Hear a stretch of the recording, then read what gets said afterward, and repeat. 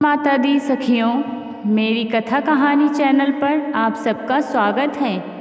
आज मैं बताने जा रही हूँ कि स्त्रियाँ नारियल के फल को क्यों नहीं तोड़ सकती। यह एक रहस्यमयी प्रसंग है।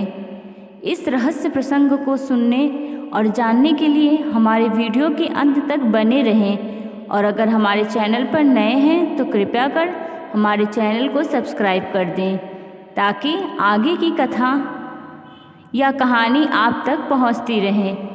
तो चलिए जानते हैं कि क्यों नहीं फोड़ सकती स्त्रियां नारियल का फल। नारियल के फल को श्रीफल के नाम से भी जाना जाता है, परंतु यह भी एक खास तथ्य है कि स्त्रियों द्वारा नारियल या फिर श्रीफल को फोड़ा नहीं जाता है, क्योंकि नारियल एक बीज फल है जो उत्पादन या प्रजनन का कारक है। श्रीफल प्रजनन क्षमता से जोड़ा गया है। स्त्रियां बीज रूपी में ही शिशु को जन्म देती हैं। इसी कारणवश स्त्रियों को बीज रूपी नारियल का फल नहीं फोड़ना चाहिए। हमारे यहाँ शुभ कार्यों एवं धार्मिक कार्यों में नारियल का प्रयोग किया जाता है। बिना नारियल के पूजा को अधूरा माना जाता है, लेकिन स्त्रियों को पूजा से संबंधित नारियल नहीं फोड़ना चाहिए।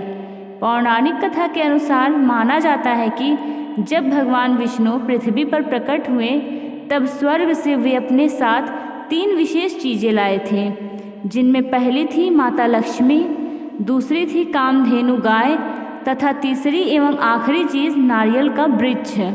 यह भगवान विष्णु एवं माता लक्ष्मी का फल है, उसी कारण इसे श्रीफल के नाम से भी जाना जाता है।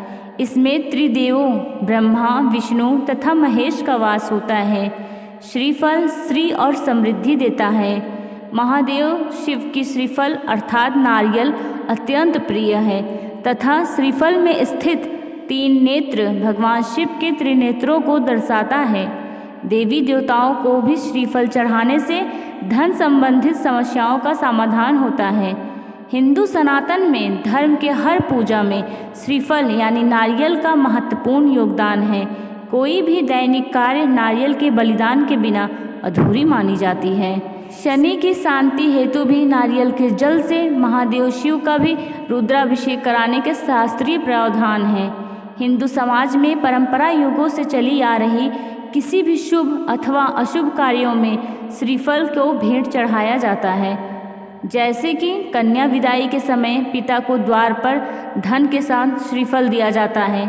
धार्मिक अनुष्ठानों में भी सूखे नारियल के साथ ही होम किया जाता है और यहाँ तक कि अंतिम संस्कार के कार्यों में भी चिता के साथ नारियल ही जलाए जाते हैं।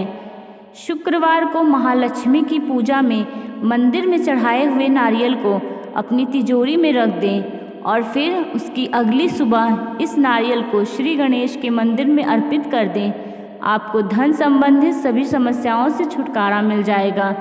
वैज्ञानिकों का मानना है कि यह फल कैलोरी से भी भरपूर होता है तथा इसकी तासीर काफ़ी ठंड होती है।